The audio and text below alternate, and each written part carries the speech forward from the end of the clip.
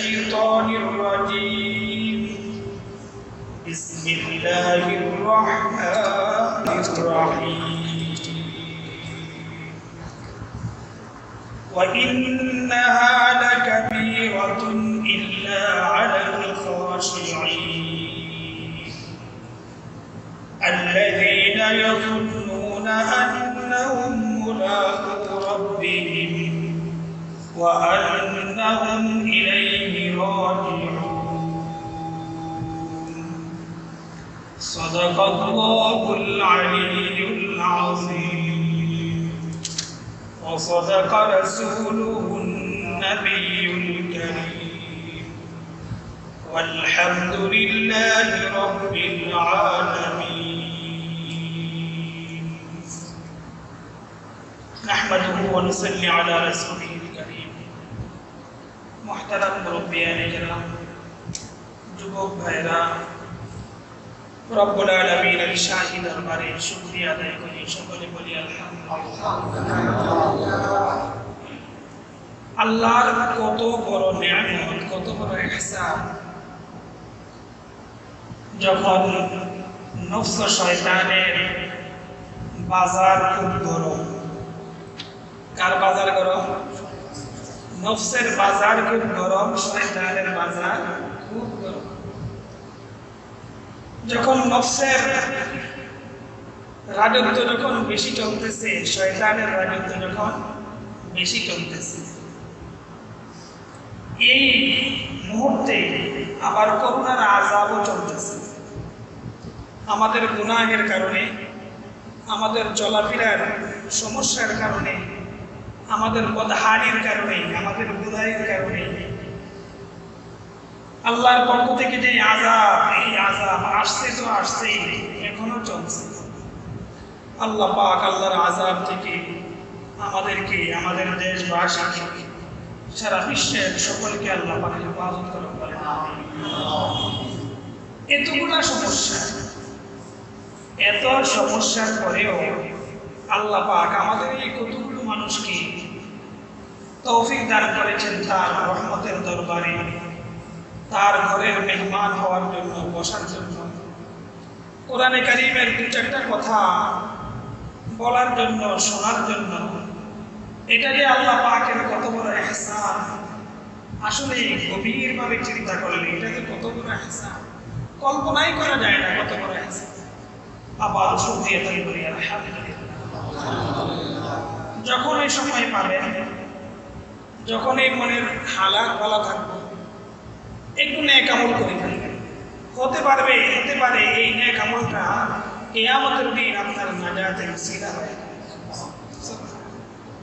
আল্লাহ তাআলা কখন মানুষকে কোন ওসিলা দিয়ে কিয়ামতের দিন নাজাতের ব্যবস্থা করবে এটা কেউ জানে না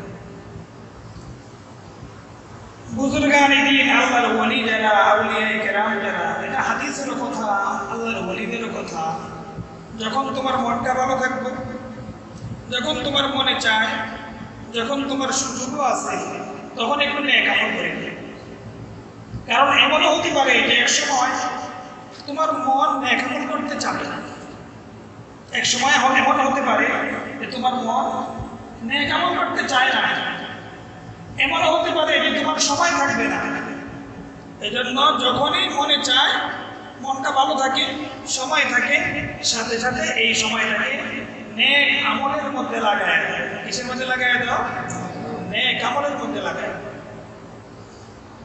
আমরা ধারাবাহিক তাফসীরের আজকে সূরা বাকারার ৪৫ নম্বর আয়াত ৪৫ নম্বর আয়াতের অংশ এবং ৪৬ নম্বর আয়াত আমাদের সামনে তিলাওয়াত করা হলো এই আয়াতের প্রথম অংশের উপরে ওয়াস্তাঈনু বিস-সাবরি ওয়াস-সালাত এই অংশের উপরে গত জুমার রাতে আলোচনা হয়েছে আজকে বাকি অংশের উপরে আলোচনা গত জুমার আলোচনার সার সংক্ষেপ ছিল মানুষ ঈমান আনতে পারে না কেন মানুষ নেক আমল করতে পারে না কেন মানুষ মসজিদে আসতে পারে না কেন আল্লাহ পাক রব্বুল আলামিন বলেন এই সবগুলা কেন উত্তর হলো একটাই দুনিয়ার মুহাব্বত। দুনিয়ার মুহাব্বতের কারণে ঈমান আনতে পারে না, দুনিয়ার মুহাব্বতের কারণে নেক আমল করতে পারে না, দুনিয়ার মুহাব্বতের কারণে মসজিদে আসতে পারে না। দুনিয়ার মুহাব্বতের কথা বলেছিলাম তিন ভাগে বিভক্ত। একটা হলো হুব্বে জাহ, পদমর্যাদার লোভ, আরেকটা হলো হুব্বে মাল, ধন সম্পদের লোভ, আরেকটা হলো হুব্বে জন, মহিলাদের লোভ, মেয়ে নারী সন্তানিত নারীর লোভ। এই তিন লোভের কারণে দুনিয়ায় মানুষ ভালো কাজ করতে পারে না, নেক আমল করতে পারে না। আবার এটাও বলতে পারেন এই তিন লোভের কারণে মানুষ দুনিয়াতে সমস্ত রকমের পাপাচার, সমস্ত রকমের অপরাধ, সমস্ত রকমের গরিহিত কাজ, সমস্ত রকমের সামাজিক খারাপই যা আছে সবগুলো এই তিনটার কারণে। আল্লাহ পাক রব্বুল আলামিন ওই তিনটা রোগ, এই তিনটা ভাইরাস থেকে আমরা কিভাবে মুক্তি পাই? আমাদের মনটা, এটা তো অন্তরের বেদি, আত্মার রোগ। এই তিনটা আত্মার রোগ আমাদের অন্তর থেকে কিভাবে যাবে, কিভাবে আমরা দূর করব? আল্লাহ পাক রব্বুল আলামিন সেই ঔষধের কথা বলেছেন, ওয়াস্তাঈনু বিস-সাবরি ওয়াস-সালাত।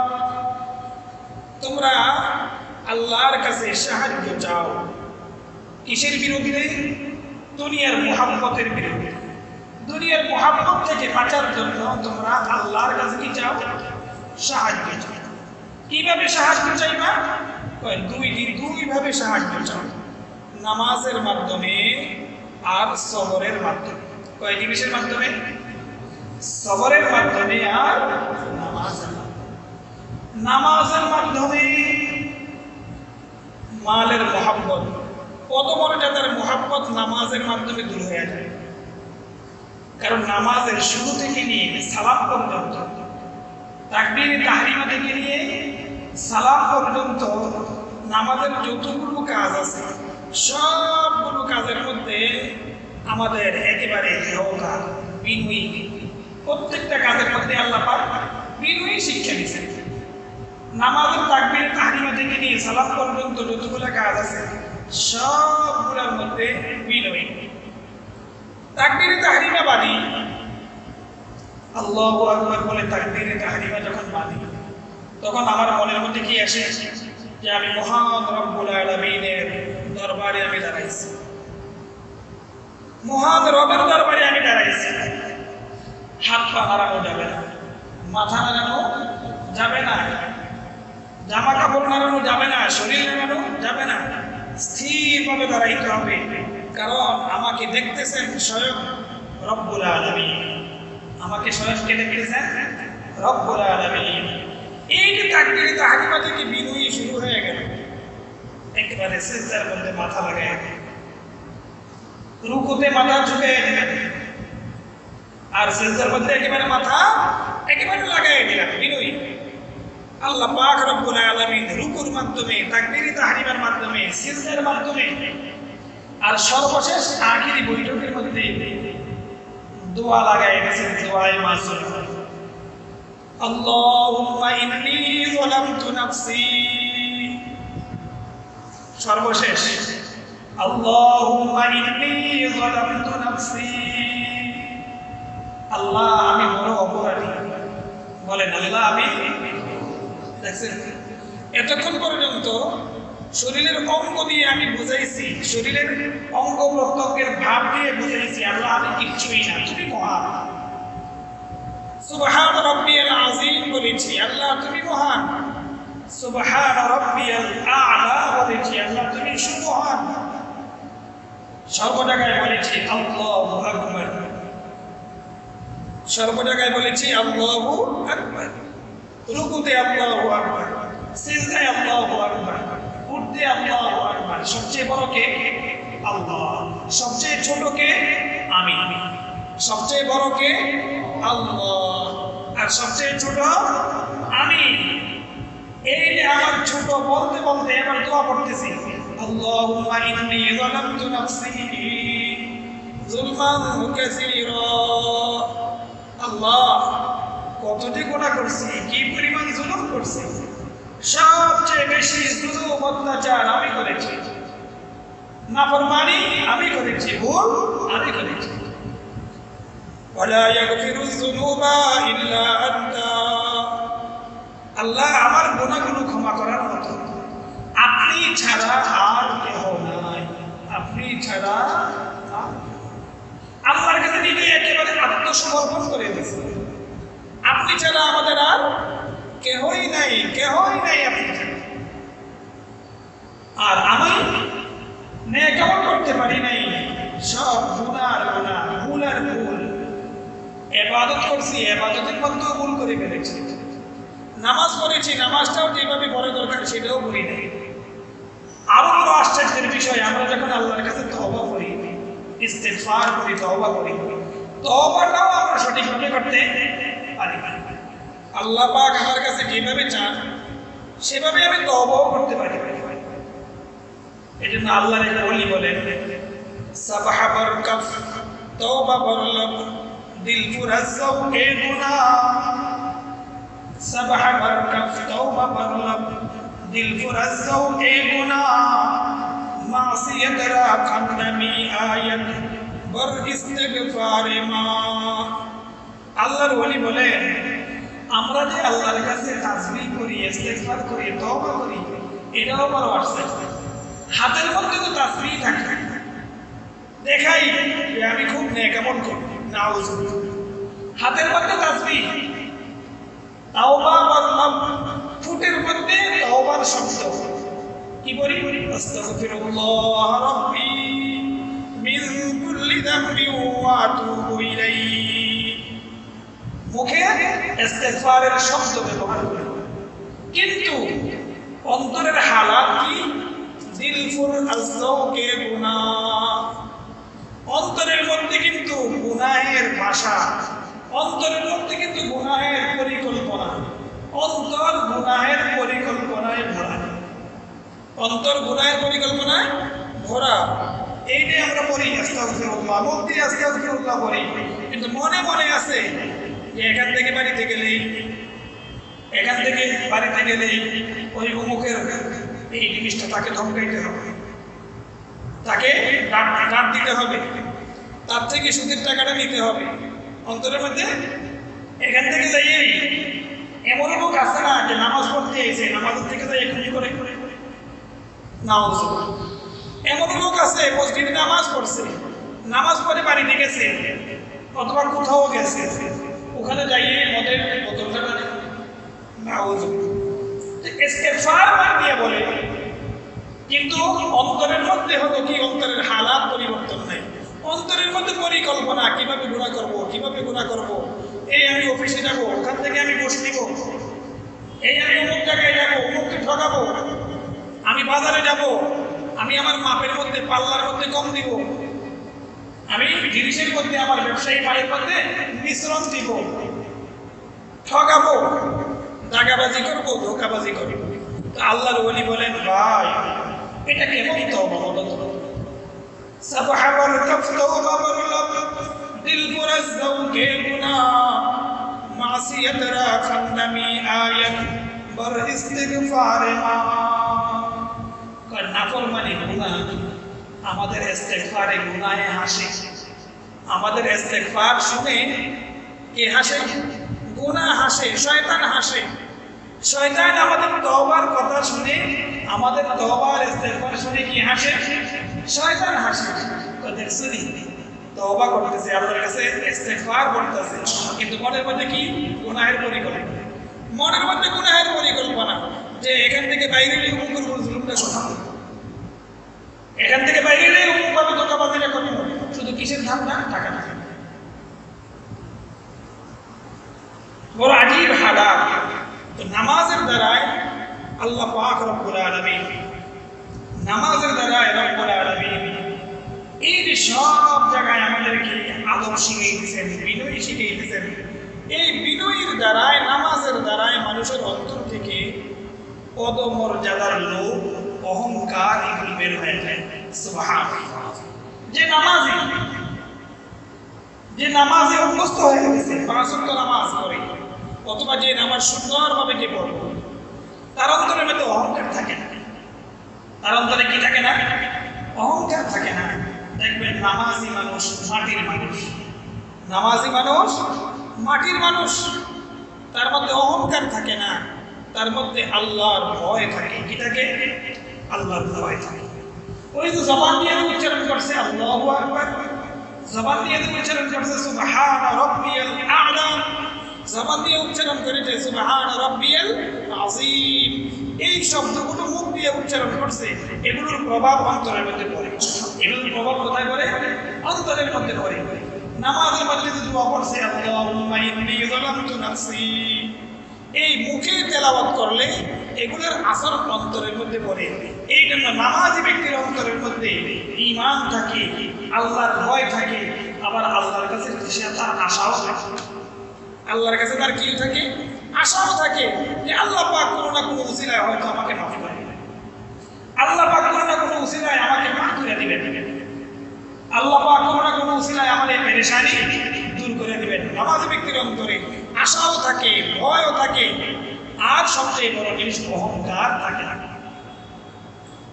আমরা কারো প্রশংসা করলে, কোনো ব্যক্তি সম্পর্কে জানতে চাইলে আমরা কি করি? আরে না, সে তো নামাজি মানুষ, ভালো মানুষ। কোনো ব্যক্তির প্রশংসা করলে আমরা এভাবে বলি, সে ভালো মানুষ, নামাজি মানুষ। মানে নামাজি মানুষ মানে ভালো মানুষ। আল্লাহ পাক রব্বুল আলামিন নামাজিকে একদিন না একদিন খুব ভালো করে দেবেন। কিন্তু আবার নামাজি হইয়া নামাজ থেকে নামাজি হইয়া আবার আল্লাহর কাছ থেকে দূরেও সরে যেতে পারে। নামাজি হইয়া আবার আল্লাহর কাছ থেকে দূরেও সরে যেতে পারে। কোন সময়? যদি নামাজ আল্লাহর মুহাব্বত নিয়ে আদায় না করে, যদি নামাজ একাগ্রতার সাথে আদায় না করে, নামাজ যদি গাফলতির সাথে আদায় করে। কিসের সাথে? গাফলতি। নামাজ দাঁড়াইছে কিন্তু উদাসীন, উদাসীন মন নামাজের মধ্যে নাই, মন দৌড়াইছে ওর দিকে।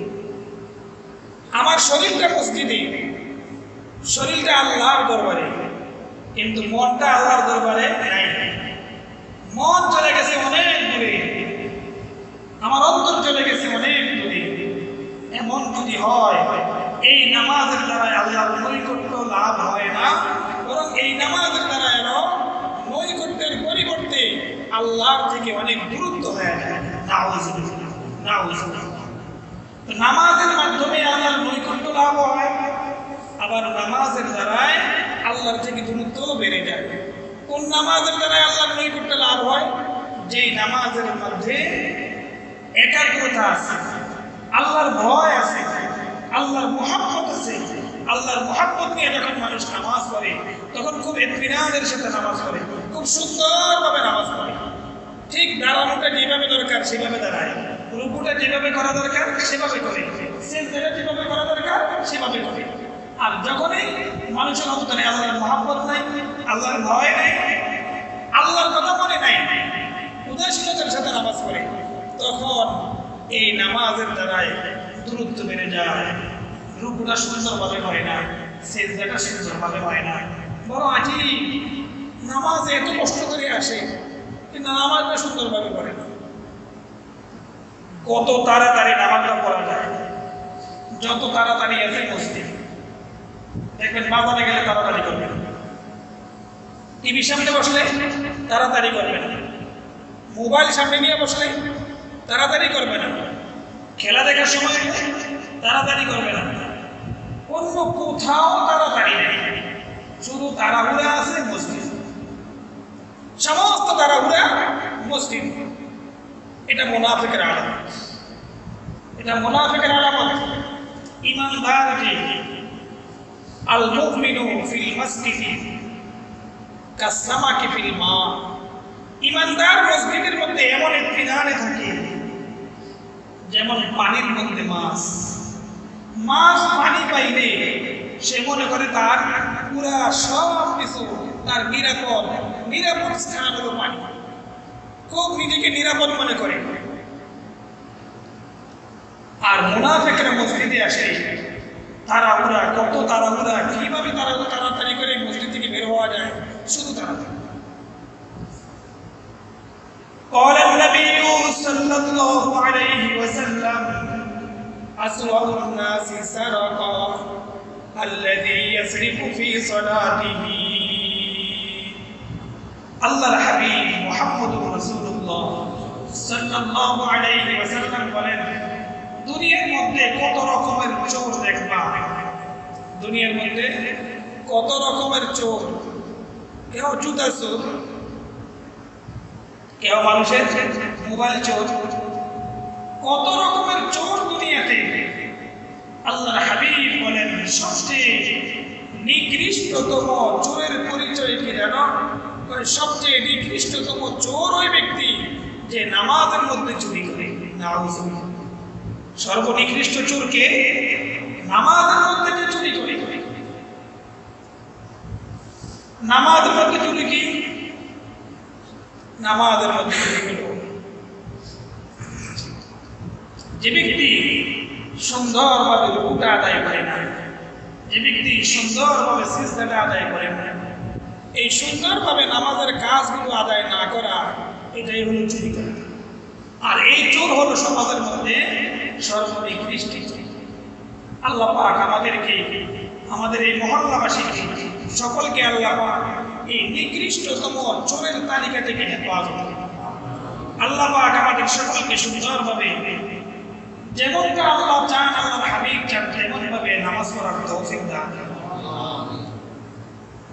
মসজিদে কুরসিয়া খা है कि नमाजी ना रही, मस्जिदे कुरसिया खा है कि नमाजी ना रही, यानी वो साहिब औसाफ हिजाजी ना रही।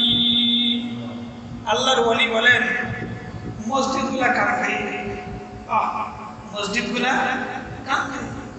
এক এক মহল্লায় কত সুন্দর, কত বড় মসজিদ, কত সুন্দর টাইলস কেনা মসজিদ, কত সুন্দর পরিবেশওয়ালা মসজিদ। এত বড় মসজিদ, এত সুন্দর মসজিদ, ওযুখানা কত সুন্দর, নামাজের ব্যবস্থাপনা কত সুন্দর, কত সুন্দর সুন্দর, কত দামি দামি শিক্ষারে নিচে কার্পেট গুলা বিছায়, যা অনেকের ঘরের মধ্যেও নাই। এত সুন্দর পরিবেশ যা অনেকের ঘরের মধ্যে, অনেকের বাড়ির মধ্যেও নাই। এরপরেও মসজিদ গুলা কান্দে, হায় রে মুসল্লি তো নাই। কি নাই? মসজিদে কুরসিয়া খা है कि नमाजी ना रही। মসজিদ গুলা কান্দে, আরে মহল্লাওয়ালারা আমাকে বানায় রাখছে, কিন্তু আমার কাছে তো কেউ আসে না। মহল্লাওয়ালারা আমাকে বানায় রাখছে, মহল্লাওয়ালারা আমাকে ডিজাইন করে কত সুন্দর কারুকার্য করে রাখছে, কিন্তু আমার কাছে তো আসে না, আমাকে তো সময় দেয় না। বিবি বাচ্চাকে যেমন সময় না দিলে তারা কাঁদে, বউকে সময় না দিলে যেমন সে অসন্তুষ্ট, ছেলে মেয়েদেরকে সময় না দিলে যেমন তারা অসন্তুষ্ট, মা বাবাকে সময় না দিলে যেমন অসন্তুষ্ট, মসজিদকে সময় না দিলেও মসজিদ অসন্তুষ্ট, আল্লাহ পাক অসন্তুষ্ট, আল্লাহর রাসূল অসন্তুষ্ট। মসজিদকে সময় না দিলে কে অসন্তুষ্ট? মসজিদ অসন্তুষ্ট, আল্লাহ অসন্তুষ্ট, আল্লাহর হাবিব মুহাম্মদুর রাসূলুল্লাহ সাল্লাল্লাহু আলাইহি ওয়াসাল্লাম অসন্তুষ্ট। আমি মসজিদের হক আদায় করলাম না, তো আমি আল্লাহকে রাগায় দিলাম, আল্লাহর রাসূলকে আমি রাগায় দিলাম, আমি মসজিদকে আমি রাগায় দিলাম। আমি মসজিদকে সময় দিলাম না, তো আমি আল্লাহর হক আদায় করলাম না, আল্লাহর রাসূলের হক আমি আদায় করলাম না, আমার মহল্লার মসজিদের হক আমি আদায় করলাম। মসজিদে কুরসিয়া খা है कि नमाजी ना रही, यानी वो साहिब औसाफ हिजाजी ना रही। তো যায় মসজিদে মুসল্লি আসে, যায় দু চারজন আসে, তারা মদিনার যে গুণ, মদিনাওয়ালার নামাজের যে গুণ, সেই গুণওয়ালা না। কথা বুঝছেন? মসজিদে যায় দু একজন আসে, ওই নামাজিগুলাও মদিনাওয়ালার নামাজের গুণে গুণান্বিত না। আল্লাহর রাসূল যেভাবে নামাজ পড়েছেন, আল্লাহর হাবিব যেভাবে এইভাবে তার ছাত্রদেরকে সাহাবায়ে কেরামদেরকে নামাজ আদায় করার জন্য বলেছেন। এখনকার নামাজিরা সেই রকমের নামাজি না, সেইগুলি গুণান্বিত। সাহাবায়ে কেরামরা কেমন নামাজি ছিলেন? একবার বুখারী শরীফের মধ্যে কিতাবুল মাগাজি যুদ্ধের অধ্যায়, একটা লম্বা হাদিস, 2-3 পৃষ্ঠা লম্বা হাদিস। আল্লাহর হাবিব সাল্লাল্লাহু আলাইহি ওয়াসাল্লাম যুদ্ধে গেছেন, সেখান থেকে বিজয় লাভ করে বিজয়ের বেশে আবার ফিরে আসতেছেন মদিনার দিকে। কোন দিকে ফিরে আসতেছেন? মদিনার দিকে। যখন রাত্র গভীর হয়ে গেছে, সাহাবায়ে কেরামদেরকে বললেন, এই পাহাড়ের ভিতরে সমতল ভূমি আছে, চতুর্দিকে পাহাড়, মাঝখানে সমতল ভূমি, এখানে আমরা আজকে রাত্রি যাপন করব। এই জায়গাটা নিরাপদ মনে হয়, কারণ চতুর্দিকে পাহাড় বেষ্টিত, মাঝখানে সমতল, সমতলটার মধ্যে আমরা রাত্রি যাপন করবো, চতুর্দিকে তো পাহাড় আছে, এই জায়গাটা নিরাপদ, আমরা এখানে রাত্রি যাপন করব। সমস্ত সাহাবায়ে কেরামরা ক্লান্ত, যুদ্ধ করতে করতে আবার হাঁটতে হাঁটতে আবার মদিনার দিকে আসতেছে ক্লান্তি, যুদ্ধের ক্লান্তি, হাঁটার ক্লান্তি, আবার ঘুম, রাতের অনেক রাত হয়ে গেছে, গভীর রাত, ঘুমের চাপ। সমস্ত সাহাবায়ে কেরামরা ঘুমানোর প্রস্তুতি নিচ্ছেন। আল্লাহর হাবিব সাল্লাল্লাহু আলাইহি ওয়াসাল্লাম এলান করলেন, আমাদেরকে আমাদের পাহারাদারের দায়িত্ব কার? পাহারাদারের দায়িত্ব কার? কে আমাদেরকে পাহারা দিবে? দুই সাহাবী তারা রাজি হয়েছেন, ইয়া রাসূলুল্লাহ সাল্লাল্লাহু আলাইহি ওয়াসাল্লাম, আমরা পাহারা দেব ইনশাআল্লাহ, আমরা পাহারাদারি করব ইনশাআল্লাহ। দুইজন পাহাড়ের উপরে উঠছে, নিচের থেকে তো পাহারাদারি করলে দেখা যাবে না শত্রু আসতেছে কিনা, তো আমরা পাহাড়ের চূড়ার মধ্যে বসে পাহারা দিব শত্রু আসতেছে কিনা। ওই দুইজনের মধ্যে ওখানে পাহাড়ের উপর উঠার পরে আবার সমঝোতা হচ্ছে। দুইজন বলতেছে, ভাই দুজন জাগ্রত থেকে কি লাভ? আমি এখানে ঘুমাই, তুমি অর্ধেক রাত পর্যন্ত পাহারা দিবা, এরপরে আমাকে জাগাই দিবা, আমি উঠবো, তুমি ঘুমাইবা। দুইজন একসাথে জেগে থাকার কোনো দরকার নেই। এইভাবে সমঝোতা হওয়ার পরে এক সাহাবী ঘুমায় গেছে, আর আরেক সাহাবী পাহারা দিতেছে। পাহারাদার সাহাবী কয়েকবার এদিক সেদিক ঘোরাফেরা করার পরে চিন্তা করলেন, এই খামাখা সময়টা এইভাবে ঘোরাফেরা করে নষ্ট করে কিনা, সবচেয়ে মজার জিনিস নামাজ। বলেন না সুবহানাল্লাহ। সাহাবায়ে কেরামের কাছে সবচেয়ে মজার জিনিস নামাজ, আল্লাহর হাবিবের কাছে সবচেয়ে মজার জিনিস নামাজ। কি মজা! قال سيدنا رسول الله صلى الله عليه وسلم قرة عيني في الصلاة। আল্লাহর হাবিব বলেন, নামাজের দ্বারাই আমার চক্ষু শীতল হয়ে যায়, নামাজের দ্বারা আমার চক্ষু ঠান্ডা হয়ে যায়, আমার অন্তর শান্ত হয়ে যায়। কিসের দ্বারা? নামাজের দ্বারা। সবচেয়ে মজার জিনিস তাদের কাছে ছিল নামাজ। আল্লাহর ওলি হাজী আমদাদুল্লাহ মুহাজির মক্কি রাহমাতুল্লাহ, হাজী আমদাদুল্লাহ মুহাজির মক্কি রাহমাতুল্লাহ, উনি বলেন, আরে কিয়ামতের দিন জান্নাতে জানি নামাজ থাকবে, জান্নাতে নামাজ থাকবে, জান্নাতে নামাজ না থাকলে এই সময় পার করবো কিভাবে? নামাজ না থাকলে সময় কাটাবো কিভাবে? দিন কাটাবো কিভাবে? নামাজ না পড়লে তো সময় কাটবে। হযরতে হাফিজ হুজুর রাহমাতুল্লাহ আলাইহি একবার আমাদের বরুড়াতে গেছে, আমার আব্বাজান রাহমাতুল্লাহ আলাইহি জবান থেকে শুনছি। হাফিজ হুজুর রাহমাতুল্লাহ আলাইহি বরুড়াতে গেছে নির্বাচন হইতে, বটগাছ মার্কা নির্বাচন করছিল। নির্বাচনের প্রচারণার জন্য হেলিকপ্টারে গেছে বরুড়াতে নির্বাচনী ভাষণ দিবেন। ওখানে হেলিকপ্টার থেকে নামার পরে হাফিজ হুজুর রাহমাতুল্লাহ আলাইহি আপনাকে বলতেছেন, ইদ্রিস মসজিদ কোন দিকে? সুবহানাল্লাহ। রাজনীতি করে নির্বাচনের প্রচারণার জন্য গেছে, নির্বাচনী সভা সভা চলছে, তো যিনি বড় তিনি তো সবার পরে ভাষণ দিবেন। তিনি চিন্তা করলেন এতক্ষণ সময় মঞ্চে বসে থেকে কি লাভ, এতক্ষণ সময় মঞ্চে বসে থেকে কি লাভ। বলতেছে ইদ্রিস কোথায় মসজিদ? আব্বা উপজেলার মসজিদ দেখা গেছে, কলেজ মাঠে ভাষণ চলতেছে, তিনি মসজিদে বসে বসে নামাজ পড়তেছে, মসজিদে দাঁড়ায় দাঁড়ায় নামাজ পড়তেছে। যখন ওনার ভাষণের সময় হয়েছে তখন ওনাকে খবর দিচ্ছে উনি গেছে। এই তো রাজনীতি। হাফিজ চৌধুরী রহমতুল্লাহ আলাইহি আমাদের কাছে রাজনীতি শিখিয়ে গেছেন যে রাজনীতি করলেও নামাজ ছুটে না, রাজনীতি করলেও ঈমান ছুটে না, রাজনীতি করলেও আমল ছুটে না। সুবহানাল্লাহ। এরা নামাজের জন্য, এদের কাছে হলো নামাজ হলো সবচেয়ে মজার জিনিস। তো ওই সাহাবী বলতেছেন, মনে আছে এই পাহাড়দার সাহাবী, আমি এখানে ঘুরে ঘুরে কি রাত্রটা কাটাইয়া নামাজে দাঁড়াইয়া, নামাজে দাঁড়াইলে ঘুমও আসবে না, উনি দাঁড়াইয়া নামাজ শুরু করছে আর কোরআন তেলাওয়াত শুরু করছে। কোরআন তেলাওয়াতের মধ্যে ওনার এমন মজা আইছে, দাঁড়ায় দাঁড়ায় কোরআন তেলাওয়াত করতেছেন করতেছেন করতেছেন। পিছন দিক দিয়ে এক কাফির, যার আত্মীয় স্বজনরা ওই যুদ্ধে মারা গেছে, সে তার নিজের আত্মীয় স্বজনের প্রতিশোধ নেওয়ার জন্য প্রতিশোধের আগুন নিয়ে পিছনে পিছনে পিছনে পিছনে মুসলমানদের আসতেছে সুযোগের জন্য, যে একটু সুযোগ পাইলে আমি কি নিব, প্রতিশোধ আমি নিব, একটু সুযোগ পাইলে আমি প্রতিশোধ নিব।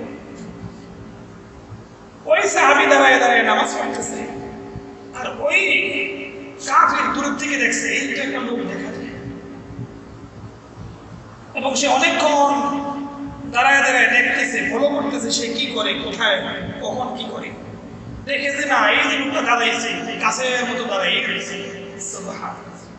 নামাজের মধ্যে মজা এসে গেছে, কোরআন তেলাওয়াতের মধ্যে মজা এসে গেছে, এই জন্য আর লড়তেছে না, কাঠের মতো দাঁড়াইয়া গাছের মতো দাঁড়াইয়া নামাজ পড়তেছে, নামাজ পড়তেছে, গাছের মতো দাঁড়াইয়া গেছে। ওই কাফের মনে করলো এই তো শুধু এখন তীরের নিশানা বানানো যাবে না, নড়াচড়া করলে তীরের নিশানা লাগানো যাবে না, সে তো নড়ে না চলে না, শুধু দাঁড়ায় গেছে তীরের নিশানা। দূরের থেকে একের পর এক তীর মারতেছে, একটা দুইটা তিনটা চারটা তীর মারতেছে, ওই সাহাবীর গায়ে তীর লাগতেছে, আর রক্ত ঝরঝর করে পড়তেছে। তিনি চিন্তা করতেছেন আল্লাহ এখন কি আমি নামাজ ছেড়ে দিব না নামাজ পরিপূর্ণ করব। পরে চিন্তা করলো যাই হোক কোরআনের যে মজা, নামাজের যে মজা, এটা ছাড়া যাবে না। আল্লাহ নামাজের মজা ছাড়া যাবে না, কোরআন তেলাওয়াতের মজা ছাড়া যাবে না। দাঁড়ায় দাঁড়ায় নামাজ পড়তেছে, রক্তের ছিটকা, রক্তের ফোঁটা যে সাহাবী শুয়ে রয়েছে ওই সাহাবীর গায়ে লেগে যাচ্ছে। ওই সাহাবী তাড়াতাড়ি দাঁড়াইছে, দেখতেছেন তীর একটার পর একটা তার গায়ে লাগতেছে, আর তার শরীর থেকে রক্ত পড়তেছে, সে দাঁড়ায় দাঁড়ায় নামাজ পড়তেছে। এরপরে নামাজ শেষ করার পরে জিজ্ঞেস করলেন ওই সাহাবী, তুমি এইভাবে কত বিক্ষত হচ্ছ, একটার পর একটা তীর তোমার শরীরে বিঁধতেছে, তুমি আমাকে কেন রাখলে? ঘুমন্ত সাহাবী যখন উঠলেন, ওই কাফের দেখছে আরেকজন জাগছে, সে ভাবছে। এই সাহাবী বলতেছেন ভাই নামাজের মধ্যে এমন মজা পাইছি। আল্লাহ, কিসের মধ্যে মজা পাইছি? চিন্তা করেন তো, জিহাদের ক্লান্তি, যুদ্ধ করতে করতে ক্লান্তি, সফর অবস্থায় খাওয়া দাওয়ার তো খবর থাকে না, এই ক্লান্তি, সফরের ক্লান্তি, এরপরে ঘুমের অনেক রাত হয়ে যেতেছে, সবাই ঘুমাইতেছে, সে ঘুমাচ্ছে না, এমন অবস্থার মধ্যেও সে মজা পাইছে কিসের মধ্যে? নামাজ। কিসের মধ্যে? আর কি মজা যে তীর একটার পর একটা লাগতেছে, আমি নামাজ পড়বো না, নামাজের মজা আছে। আল্লাহ পাক রব্বুল আলামিন এই আয়াতের মধ্যে বলতেছেন ওয়া ইন্নাহা লাকাবীরাতুন ইল্লা আলাল খাশিঈন। নামাজ এটা বড় কষ্টদায়ক, কষ্টকর, কিন্তু সকলের কাছে নামাজে আসে না, কষ্টকর না। আল্লাহর কিছু বান্দা এমন আছে যাদের কাছে নামাজ কিনা কষ্টদায়ক না, কষ্টের জিনিস না, তাদের কাছে নামাজ মজার জিনিস। কিছু আল্লাহর বান্দা আছে তাদের কাছে নামাজ মজার জিনিস। আল্লাহ পাক বলতেছেন ইল্লা আলাল খাশিঈন, যারা একাগ্রতার সাথে নামাজ পড়ে, যারা আল্লাহর মহব্বত নিয়ে নামাজ পড়ে, যারা আল্লাহর বরত্বকে সামনে রেখে নামাজ পড়ে, নিজের ছোট, নিজের হেয়তাকে সামনে রেখে, নিজের তুচ্ছতাকে সামনে রেখে যে ব্যক্তি নামাজ পড়ে, যে আমি তো কিচ্ছুই না, মহান আল্লাহ আমার সব, মহান আল্লাহ আমার খাসে বলা হয়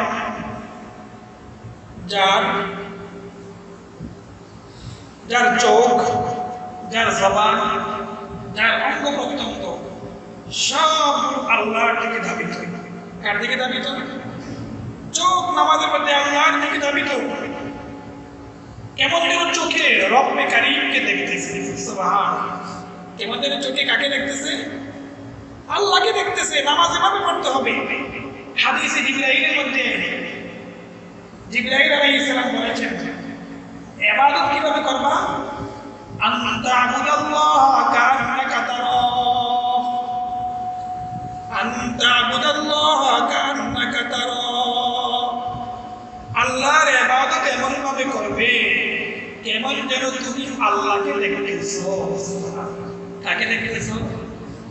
নামাজ এমন ভাবে নামাজ দাঁড়াইবা কেমন যেন আমি কাকে দেখতেছি? কাকে দেখতেছি বলেন? আল্লাহকে। কাকে দেখতেছি? নামাজ যখন তাকবীরে তাহরিমা বাঁধবো তখন আমি এমন ভাবে দাঁড়াবো যে আমি কাকে দেখতেছি? আমার সামনে আমার রব, আমার সামনে আমার রব। যখন কোনো ব্যক্তি যখন কল্পনা করবে যে আমি চোখে দেখতেছি আমার রব আমার সামনে, তখন সে গুনাহ করতে পারে না, তখন সে অন্যায় করতে পারে না, তখন সে নামাজ সুন্দরভাবে অবশ্যই করবে। নামাজের মধ্যে সে কোনো আদবের পরিপন্থী কোনো কাজ সে করতে পারে। হযরত ইউসুফ আলাইহিস সালামকে যখন জুলাইখা সমস্ত দরওয়াজাগুলো বন্ধ করে নিজের দিকে ডাকতেছে, আসো। হযরত ইউসুফ আলাইহিস সালাম তখন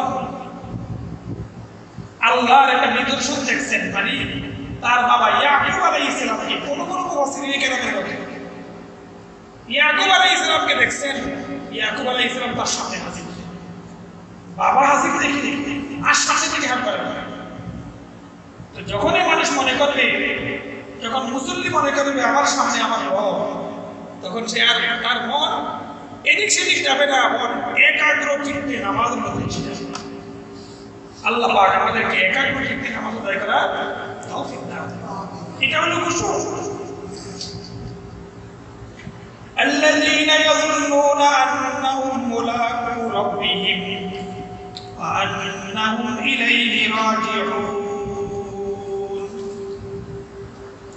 আল্লাহ পাক রব্বুল আলামিন বলেন, খাশে কারা, খুশু হুজুর সাথে নামাজ আদায় করে, খুশু ওয়ালা কারা, খুশু ওয়ালা কারা।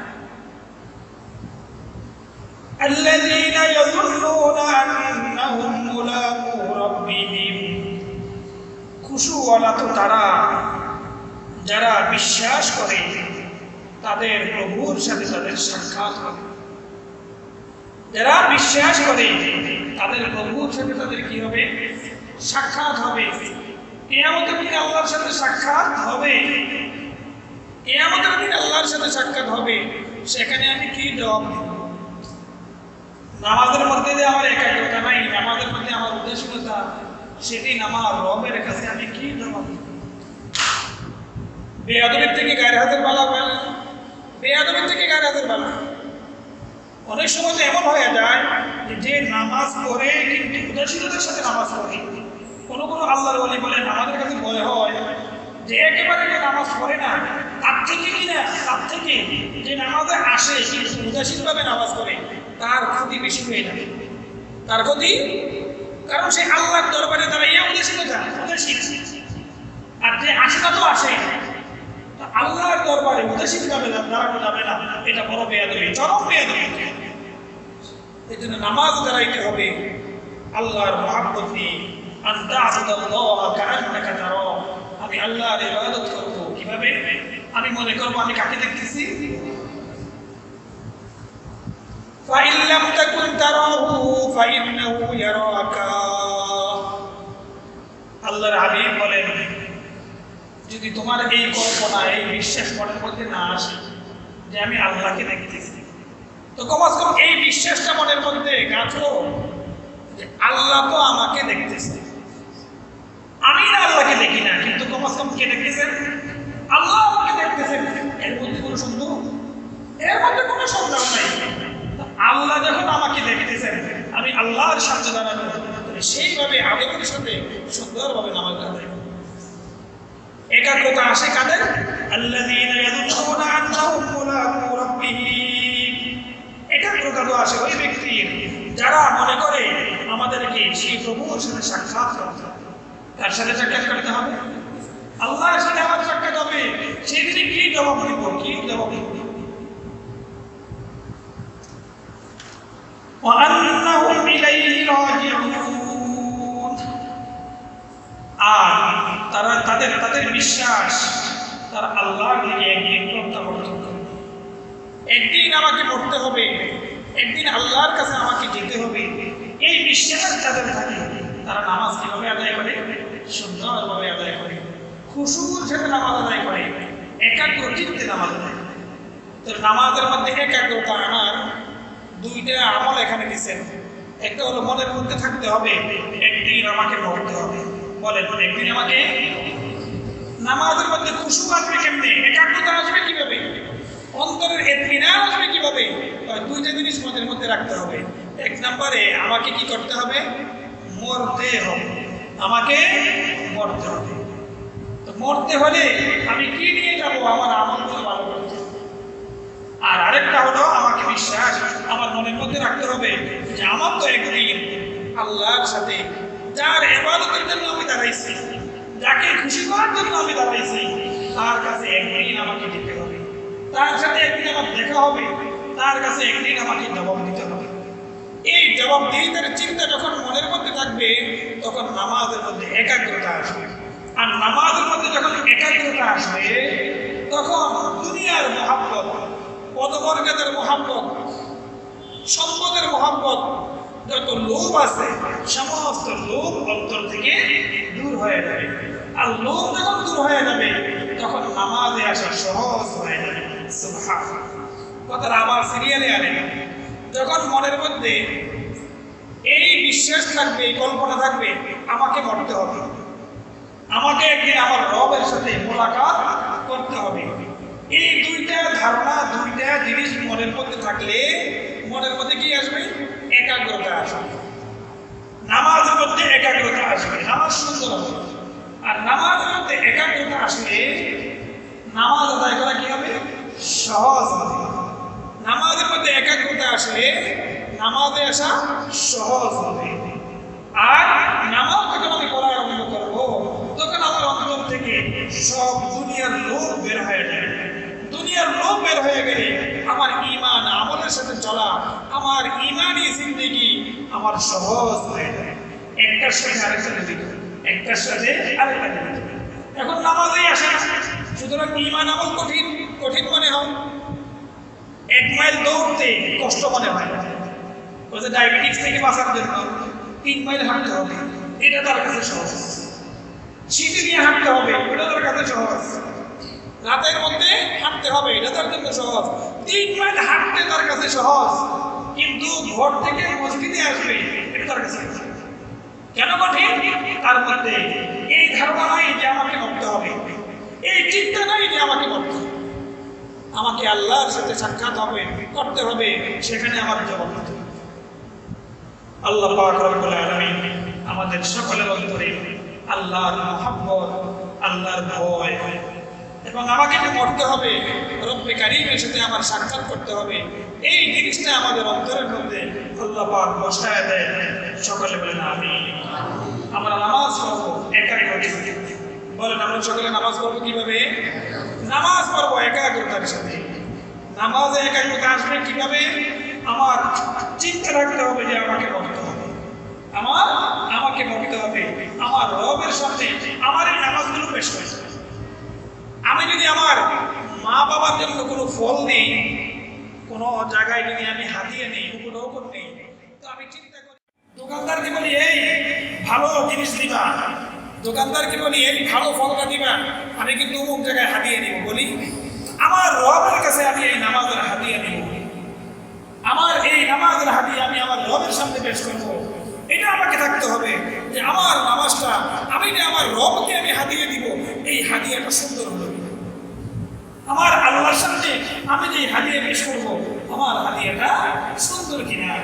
দুনিয়ার এখানে আমি হাদিয়া সুন্দর তালাশ করি, ওই যে বিয়ের বাড়িতে যাব, যদি জিনিসটা দামি না হয়, চিন্তা করি বন্ধুর বাড়িতে যাব, যদি জিনিসটা যদি ভালো না হয়, বিয়েতে এই উপঢৌকন দেব, যদি আমার উপহারটা সুন্দর না হয়, চিন্তা করি যে আমার উপহারটা যদি সবচেয়ে ভালো হয়, সবচেয়ে দামি হয়।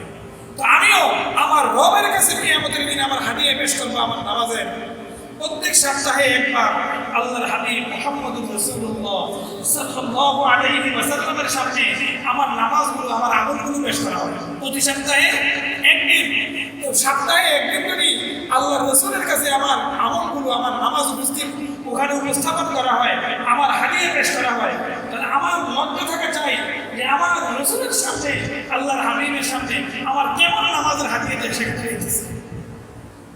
আল্লাহ পাক সুন্দরভাবে আমাকে আপনাদের সকলকে আমল করার, নামাজ পড়ার তৌফিক দান করুন। ইস্তিগফার করি। আস্তাগফিরুল্লাহ রাব্বি মিন কুল্লি যামবিন ওয়া আতুবু ইলাইহি লা হাওলা ওয়া লা কুওয়াতা ইল্লা বিল্লাহিল আলিয়্যিল আযীম। আস্তাগফিরুল্লাহ রাব্বি أستغفر الله ربي من كل ذنب وأتوب إليه لا حول ولا قوة إلا بالله العلي العظيم. اللهم صل على محمد وعلى آل محمد كما صليت على إبراهيم وعلى آل إبراهيم إنك حميد مجيد. اللهم بارك على محمد وعلى آل محمد كما باركت على إبراهيم وعلى آل إبراهيم إنك حميد مجيد. একবার সূরা ফাতিহা, তিনবার সূরা ইখলাস। আউযু বিল্লাহি মিনাশ শাইতানির أنفسنا وإن لم تغفر لنا وترحمنا لنكونن من الخاسرين. ربنا آتنا في الدنيا حسنة وفي الآخرة حسنة وقنا عذاب النار وقنا عذاب النار وقنا عذاب النار وقنا من عذاب القبر وقنا من سكرات الموت وارزقنا الموت بالإيمان. اللهم هون علينا سكرات الموت. اللهم حاسبنا حسابا يسيرا. اللهم إنا نعوذ بك من الهم والحزن ونعوذ بك من البخل والجبن ونعوذ بك من العجز والكسل ونعوذ بك من غلبة الدين وقهر الرجال. اللهم إنا نسألك رضاك والجنة ونعوذ بك من سخطك والنار. رب العالمين তোমার শাহী দরবারে আল্লাহ আমাদের এই মসজিদের তাফসীরের মজলিস থেকে হাত বাড়াইছি। আল্লাহ এশার নামাজ জামাতের সাথে আদায় করার তৌফিক দান করেছো। আয় আল্লাহ মেহেরবানি করে এই নামাজকে কবুল করে নেন। আল্লাহ কিয়ামতের দিন নাজাতের ওসিলা করে দেন। আল্লাহ এসের জামাতের পর থেকে এই পর্যন্ত কোরআনে কারীম সামনে নিয়ে বসেছিলাম। আয় মাওলা আপনি আমাদের এই বসাকে কবুল করেন, আমাদের এই তাফসীরের মজলিসটাকে কবুল করেন। আল্লাহ আমাদের এই তাফসীরের মজলিসটাকে অত্র এলাকার জন্য, এই মহল্লার জন্য, সমস্ত মুসলমানদের জন্য কল্যাণকর করে দেন। আল্লাহ হেদায়েতের মজলিসে রূপান্তর করে দেন। আল্লাহ আমল শিক্ষা করার মজলিসে রূপান্তর করে দেন। আল্লাহ সুন্নতের তালিমের মজলিস হিসেবে কবুল করে নেন। আয় আল্লাহ আপনার হাবিবের সুন্নত মোতাবেক জীবন যাপনের তৌফিক দান করেন। আল্লাহ আমাদের সকলকে আপনি করোনা থেকে হেফাজত করেন। আল্লাহ সমস্ত মাদ্রাসার উস্তাদ ছাত্রদেরকে হেফাজত করেন। সমস্ত মসজিদের মুসল্লি মুয়াজ্জিন খাদিম ইমামদেরকে হেফাজত করেন। আল্লাহ সমস্ত পৃথিবীর মানুষকে আপনি করোনা থেকে হেফাজত করেন। আল্লাহ করোনার আযাব জমিন থেকে উঠায় নেন। আল্লাহ আপনার হাবিবের উম্মতকে আর করোনা দিয়ে আযাব দিয়েন না মাওলা। আল্লাহ আপনার এই প্রিয় উম্মতকে আর আযাব দিয়েন না মাওলা। আল্লাহ আমরা যারা বিভিন্ন রোগে আক্রান্ত আমাদেরকে সুস্থ করে দেন। আল্লাহ যারা রিজিকের অভাবে আছি অভাব দূর করে দেন। হালাল পথে যথেষ্ট পরিমাণে রিজিকের ব্যবস্থা করে দেন। আল্লাহ গুনার কারণে রিজিকের দরওয়াজা বন্ধ করিয়েন না মাওলা। গুনার কারণে কঠিন বিমারিতে আক্রান্ত করিয়েন না। আয় আল্লাহ গুনার কারণে ছেলে মেয়েদেরকে অবাধ্য করে দিয়েন না। আয় আল্লাহ আমাদের ঈমানকে মজবুত করে দেন, শীতলকারী বানিয়ে দেন, নামাজের মজা অন্তরে বসায় দেন। আল্লাহ নামাজের মজা অন্তরে বসায় দেন।